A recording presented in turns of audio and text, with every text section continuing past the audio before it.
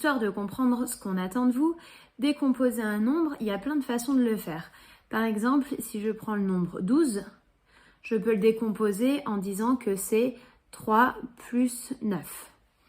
C'est bien une décomposition et c'est tout à fait vrai, 3 plus 9, ça fait 12. Sauf que là, c'est pas un produit, c'est une somme. Donc, ça a beau être juste, c'est absolument pas ce qui nous intéresse. Je peux le décomposer maintenant en un produit. Par exemple, 1 fois 12. Ça fonctionne. C'est bien un produit.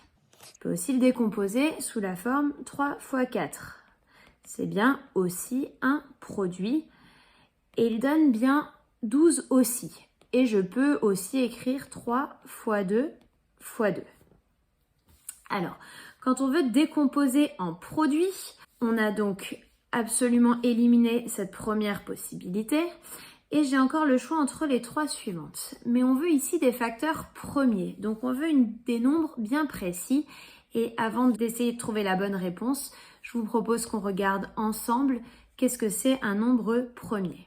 Alors, un nombre premier, c'est un nombre ayant exactement deux diviseurs, 1 et lui-même.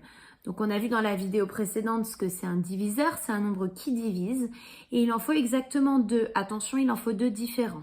Par exemple, si je prends le nombre 1 et que je regarde la liste de ses diviseurs, 1, je peux le diviser par 1 et c'est tout. Ce n'est pas un nombre premier, étant donné qu'il n'y a pas deux diviseurs, il n'y en a qu'un seul. Donc c'est un nombre qui n'est pas premier, non premier. Une petite remarque à l'oral, attention, un nombre premier, c'est juste un nombre tout seul. C'est pas pareil que dans la vidéo de la dernière fois où on avait deux nombres premiers entre eux. D'accord? Attention à pas confondre, le vocabulaire est assez proche. Je continue, je prends par exemple le nombre 7. 7, si j'essaye, je vais faire 1 divisé par 7. Je ne peux pas diviser 7 par 2, je ne peux pas diviser 7 par 3, ni par 4, ni par 5, ni par 6. Donc j'ai terminé. On a bien deux diviseurs, 1 et 7. Donc il y a bien 1 et lui-même. Autrement dit, 7 est un nombre premier. Mais peut-être que vous vous demandez comment on fait pour trouver les nombres premiers. Évidemment, on peut faire la liste des diviseurs, mais si je prends par exemple le nombre 3247, ça devient un petit peu long. Donc, on a une petite astuce pour trouver les nombres premiers qui s'appelle le crible d'Ératosthène. Pour ça, je vais utiliser cette grille des nombres. Alors, je m'arrête à 100 pour que ça soit pas trop long. Et je vais juste expliquer un petit principe avant. Si je prends un multiple de 2, autrement dit 2 fois quelque chose, par exemple, mettons 2 fois 5, ça nous donne 10. De ce fait, si je vais faire la liste des diviseurs de 10, je suis sûre que dans la liste, il y aura 1 et aussi 2, puisque 10, c'est un multiple de 2, autrement dit, 2, c'est un diviseur de 10. Autrement dit, tous les multiples d'un nombre, par exemple, tous les multiples de 2 ne pourront jamais être premiers parce qu'il y aura au moins un eux-mêmes et le nombre dont ils sont le multiple. C'est vrai pour 2, c'est vrai pour n'importe quel autre nombre. Donc, on va utiliser cette petite règle pour trouver les nombres premiers. On a dit que 1, c'était pas premier puisqu'il avait qu'un seul diviseur. Donc, je peux le barrer. Ensuite, 2, c'est bien un nombre premier. Je peux le diviser par 1 et 2. Donc, c'est bon. Et je vais barrer tout de suite tous ces multiples qui ne peuvent pas être des nombres premiers. Donc, on a tous les nombres pairs. Pour gagner un peu de temps, on va barrer tout ce qui est en dessous de 2, tout ce qui est en dessous de 4, 6, 8 et 10. Et là, on a éliminé tous les nombres pairs qui sont tous non premiers. Le prochain nombre qui n'est pas barré, c'est bien un nombre premier. 3, c'est un nombre premier. Et je vais maintenant éliminer tous les multiples de 3. Donc 6, 9, 12, 15, 18, 21, 24, 27. 30, il est déjà barré. 33, 36, 39, 42, 45, 48, déjà barré. 51, 54, 57, 60, 63, 66, 69, 72, 75, 78, 81, 84, 87, 90, 93, 96 est déjà barré. 99. Et le prochain nombre qui n'est pas barré, c'est un nombre premier. c'est donc 5. J'élimine tous les multiples de 5. Ben, c'est tous ceux qui sont en dessous de 5 et tous ceux qui sont en dessous de 10, qui sont déjà barrés. Et je continue comme ça jusqu'à n'avoir plus que les nombres premiers. Donc, je vous laisse mettre pause à la vidéo, essayer de terminer et je vous donne tout de suite la réponse.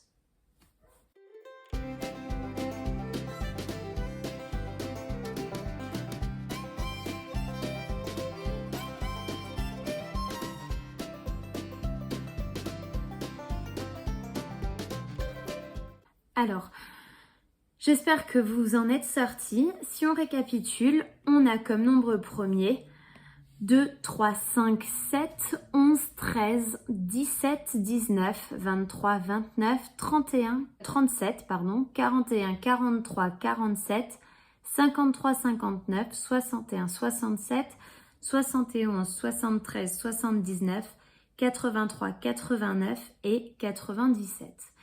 Alors, vous devez connaître par cœur les nombres premiers inférieurs à 20.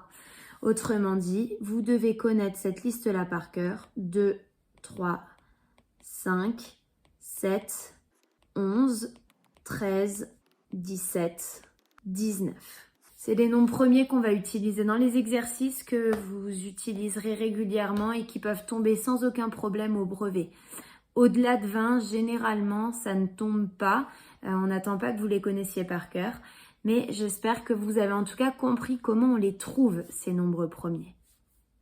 Regardons maintenant comment faire pour décomposer un nombre en produit de facteurs premiers. Il faut donc le retrouver sous sa forme décomposée totalement. Je reviens à 12 qu'on a utilisé tout à l'heure. La seule décomposition qui fonctionnait, c'était la dernière. Pourquoi? Alors, je reprends celle que j'avais écrite, 1 fois 12.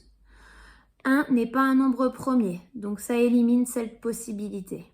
Ensuite, on avait 3 fois 4. 4 n'est pas un nombre premier, donc ça élimine cette solution. Et il nous restait 3 fois 2 fois 2. C'est bien que des nombres premiers, donc c'est bien cette décomposition qui fonctionne. Alors, pour décomposer un nombre en produit de facteurs premiers, il y a une méthode qui fonctionne très bien, donc je vais vous la proposer. Il s'agit de tester successivement de diviser par les différents nombres premiers. Je m'explique sur un exemple. Si on doit décomposer 1638 en produit de facteurs premiers. Au niveau de la rédaction, il y a plusieurs façons d'écrire. Je vais vous présenter celle qui va le plus vite au niveau de l'écriture. Je vais commencer par écrire 1638. Je trace un trait qui n'est pas du tout une division, même si ça y ressemble, même si on va en faire, mais c'est pas la notation de la division. Et je teste. Le plus petit nombre premier, c'est 2. Donc j'essaye de diviser 1638 par 2, ça fonctionne. Donc j'écris 2 ici et je mets ce que ça me donne au niveau du quotient, donc 819. Vous voyez, c'est pas l'écriture d'une division. Et je réessaye. 819, est-ce que je peux le diviser par 2? Non, c'est pas un nombre pair, ça donnerait 409,5, on n'a pas le droit au nombre décimaux, donc je passe au nombre suivant. Après 2, c'est 3. J'essaye, est-ce que 819 est divisible par 3? Oui, parce que si j'additionne tous les chiffres, 8 plus 1 plus 9, ça donne 18 et c'est bien dans la table de 3. Je divise 819 par 3, ça donne 273. Je réessaye avec 3. Oui, ça va fonctionner. 2 plus 7 plus 3, ça fait 12. C'est toujours dans la table de 3. Donc, je fais ma division. Ça fait 91. Je réessaye de diviser 91 par 3. Ça ne fonctionne pas parce que ça nous donne 30,333333. Donc, c'est pas un nombre entier. J'ai terminé avec 3. J'essaye avec 5. 91 divisé par 5, ça donne 18,2. C'est pas un nombre entier, donc ça ne fonctionne pas. J'essaye ensuite avec 7. Ça fonctionne, ça donne 13. Et 13 est un nombre premier, donc je ne trouverai aucun diviseur. Donc c'est divisible par 13 et ça fait 1.